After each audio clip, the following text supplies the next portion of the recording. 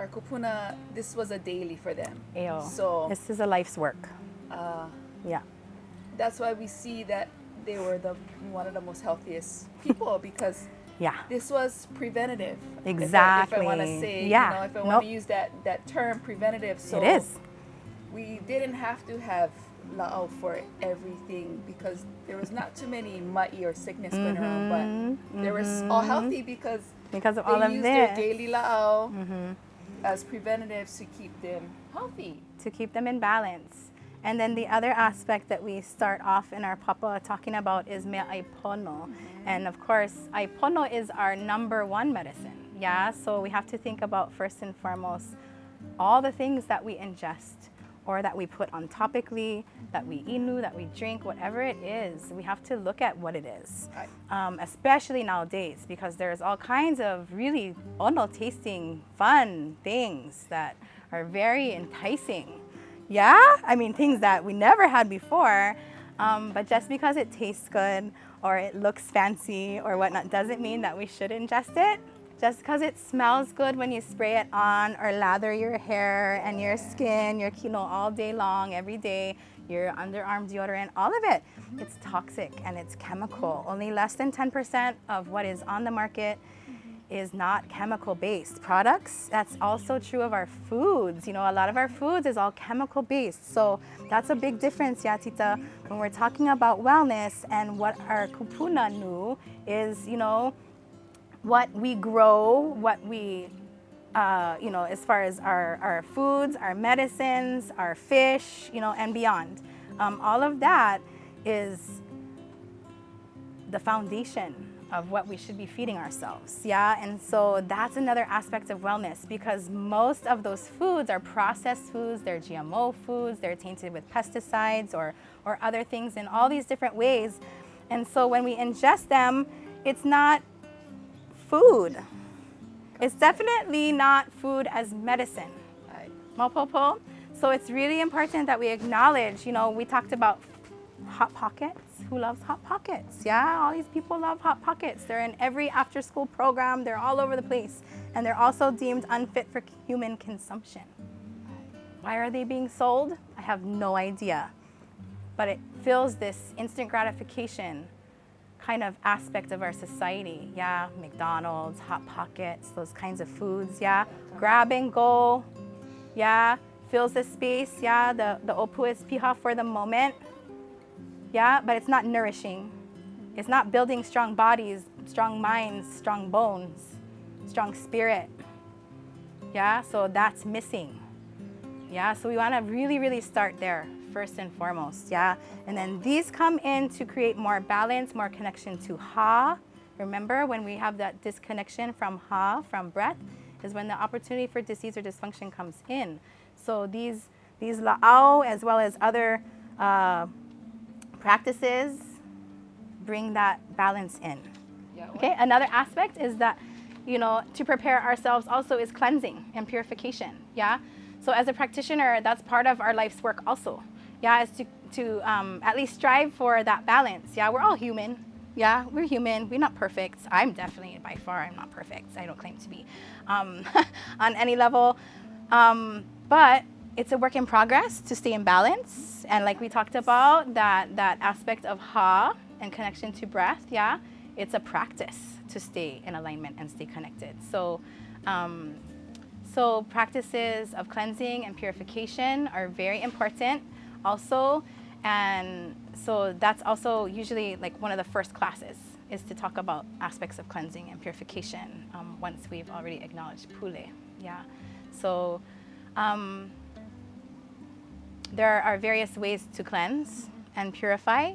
And I'm just going to talk about them. We're not going to be able to actually physically do them today on the video. And that's part of the thing about videos is awesome for some aspects of purpose, yeah? But again, what's different about these things is it's about relationships and building those relationships and those connections, which we cannot do completely with a video. So it limits me in how and you know how we can share a little bit, but we can talk about it. Yeah. So we have our pa'akai, This is one of our first la'au. I guess we just say that as well. And this one is from Kauai. And then it has a little hint of alai clay in there, and that alai is from actually Molokai. And it's a very old one. You guys that are here in our audience helped make some of this with that same alai. Yeah, so pa'akai is one major aspect of what we use for cleansing and purification. Pa'akai itself we use for external or even internal cleanse. We often add it to different medicines that we're creating, that we're making as we make it, like poultices or our maile hohono, our wash. Remember the spiritual cleanse? We do a spiritual cleanse with maile hohono and the pa'akai.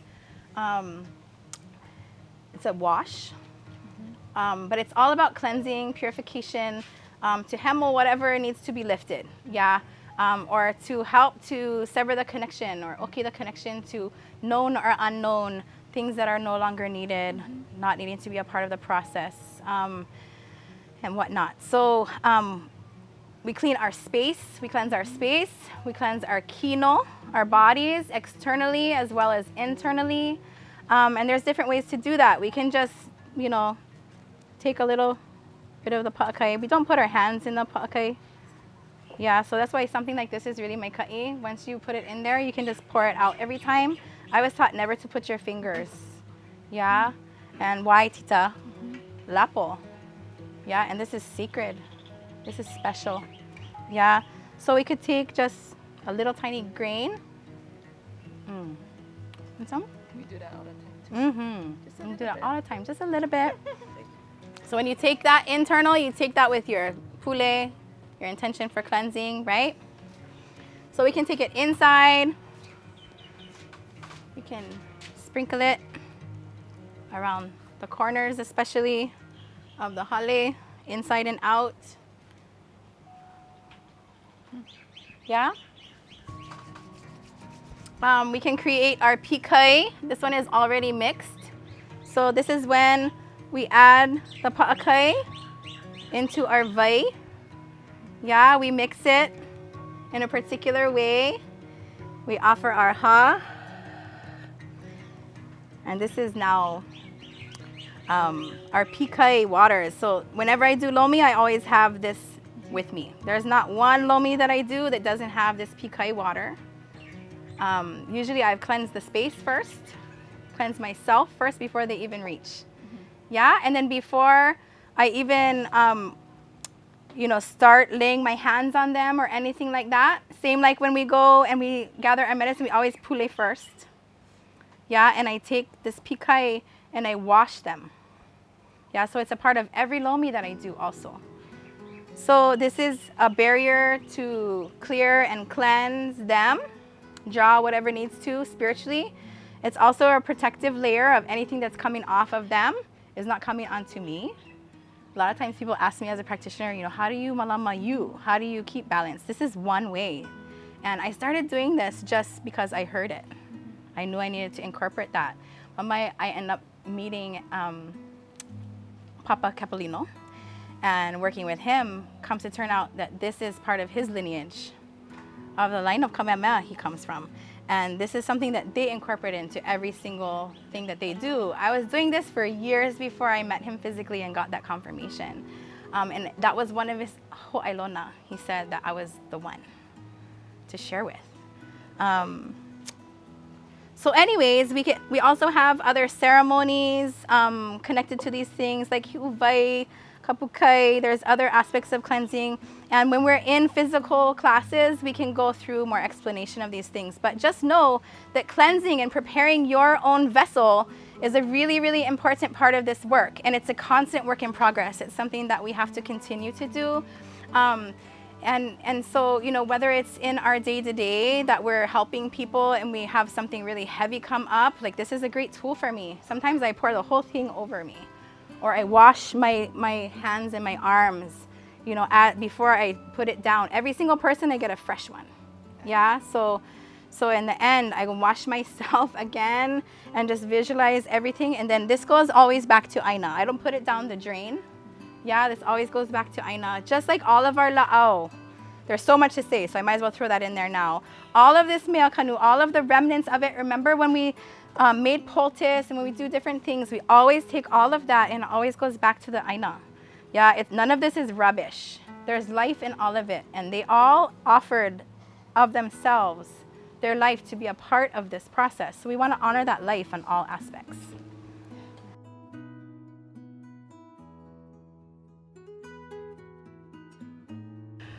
So he leo mahalo kia ia o ko pakahia pau no ka hui ana, no ka hoʻonaonea pū ana me mākou, no ka hoʻoka ike, no ka hoʻolohe ana I ka ike Hawaii o kia makumu. Mahalo nui for all of you tuning in with us throughout these past days and really, you know, engaging in the ike that has been shared from all these wonderful mentor and kumu of Maui, of Hawaii. He leo mahalo keia, again, mahalo to Kaehu, again, mahalo to all the people who shared and engaged with us in our keiki and our community. And again, this is encouragement to all you folks to find that space in your own community to learn, to engage, to share, to create relationships with Aina and with people and learn more and share more in the culture, in the Aina. And I'm so happy to be able to share with you folks today and throughout these past days. So mahalo piha ia o ko pakahia pau o wau no o Kahaku riti kamara. Ma ka ehu a hui ho launa pu ho kako I ke kahila. A hui ho.